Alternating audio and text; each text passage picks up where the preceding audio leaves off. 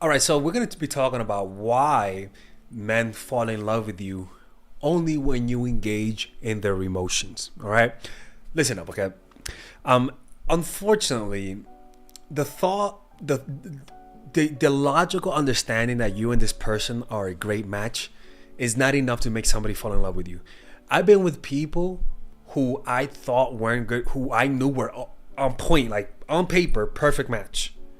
The looks apartment, exactly how I like it.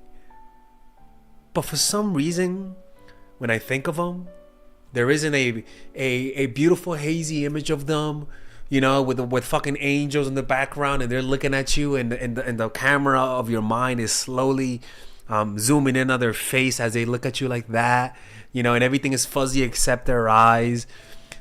Is there are you could have everything and not feel that for that person. And it could be very frustrating because you know that they're perfect for you, but for some reason you don't like them. And so the other person also sees the same thing in us.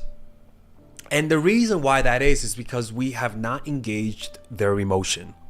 There are two ways that this happens. There is the natural way where you meet someone and your bodies, literally your bodies, are perfect matches. Biologically, neurochemistry, everything is a perfect match, right? But then there is where it happens because of circumstance, and you could perhaps have some influence. For example, a lot of people who go to war and fight in a dangerous situation, they end up becoming really good friends. And studies show that whenever you go through a traumatic event with somebody else, you guys become trauma bonded, right? That's an example of maybe you would never have been friends, but because you guys went through this together, all of a sudden a relationship that would have never have happened naturally, now it's happening. By the way, check out my new channel, Professor Alex. It's a channel that I created where I talk about spirituality, self-help, and topics like the ones you see here. It's completely different from the men's channel. So click on that right now, and there you'll be able to get 3 or 4 videos per week that you will never find on this channel. Okay, subscribe right now or else I'm closing it. Right? So we're going to be talking about how you could do that without being manipulative and without going straight to hell. All right? And if you guys want to learn about these things, you guys can purchase I have a bunch of courses that I talk about this. In particular, you guys can purchase the Mindful Attraction University.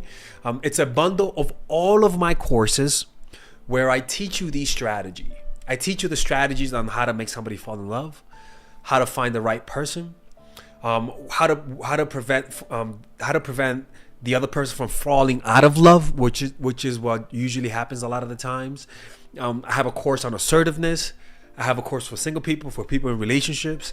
You could order it right now by clicking on the description down below where it says order the bundle, and I'll see you guys inside. It's honestly, it's all of my courses that I've ever made for you guys in one place. Okay, all right, let's begin. So look, let's talk about what engages emotions. Well, we have two parts. We have one part of our brain which is called the reticular activating system. The reticular activating system, I believe, is in the amygdala, and that's what is always looking out for threats, particularly threats to our survival, but also is also looking out for things that will promote our survival. That means food, the opposite sex, right, or positive connections, alliances. And then in the negative side, we look for threats. The dark shadow over there that's slowly walking up to you, right? The friendly politician who looks too good to be true. The snake that is rattling, all of that. Our brain are always scanning for what's a threat and what's not a threat. And so when the brain notices that something's threatening it in the environment, it will activate the reticular activating system and release emotions, release hormones, your dopamine, in order to help you remember and repeat the behavior that led to you finding that positive thing. And then cortisol to remind you and ingrain in you everything that led to that event that could threaten your life, right? That part of your brain enhances memories that led to positive things and also enhances the memory that led to the negative thing. So you'll know exactly where your ass got mugged But as a guy, also, you'll know exactly when you met a girl that like for example, like I once met a girl at the library. You know, she became my girl. When I became single, I kept going back to that fucking library, right? Because your brain will ingrain the memory of those things. So as we can see, those are the two factors that causes our brains to become engaged in a situation where you might be bored in your room, but if all of a sudden the roof collapses, all of a sudden your emotions engage, you pay more attention, and all of a sudden you're just more focused. Your adrenaline rushes to your body. So anything that provides value, and anything that will threaten what you already have will engage your emotions. So, how do you do that? Well, the first thing is novelty and surprise. Novelty and surprise engages emotions.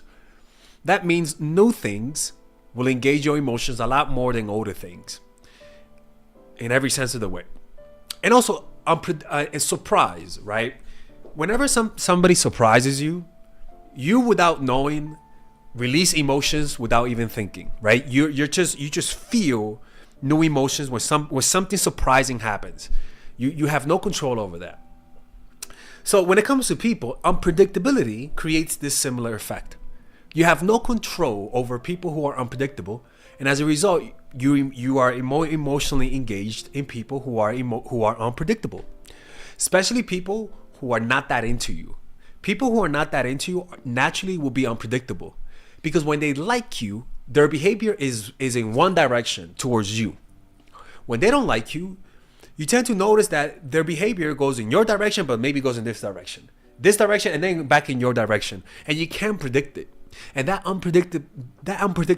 unpredictable aspect threatens your self-esteem, because your brain is always trying to understand, always trying to predict things. And the reason why this is the behavior of people who don't like you is because when somebody is in love, you gotta understand the feeling of love is like being on crack, right? And you are their drug. Every time they want to get in contact with you, touch you, see you, connect with you, it's like a hit of crack, right? What's one thing about crackheads that's consistent? Doing crack. A real crackhead doesn't say one day, you know what, I forgot to do crack. Oh, you know what, I'm too busy to do crack. No, it's geared in one direction. But when somebody is healthy, have a healthy state of mind, you don't know when they're gonna do crack.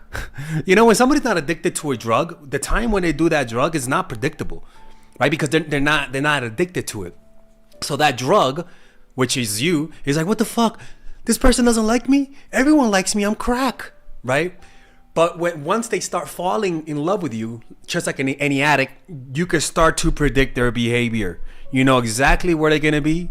You know exactly what they're gonna do. So that's why people who are not consistent, I'm like, you are one weird crackhead, because that's not how people who are in love work. That's not how somebody who loves you work. They're not inconsistent. They are consistent to the bone, because this is an emotional experience, and emotions have reactions that are consistent.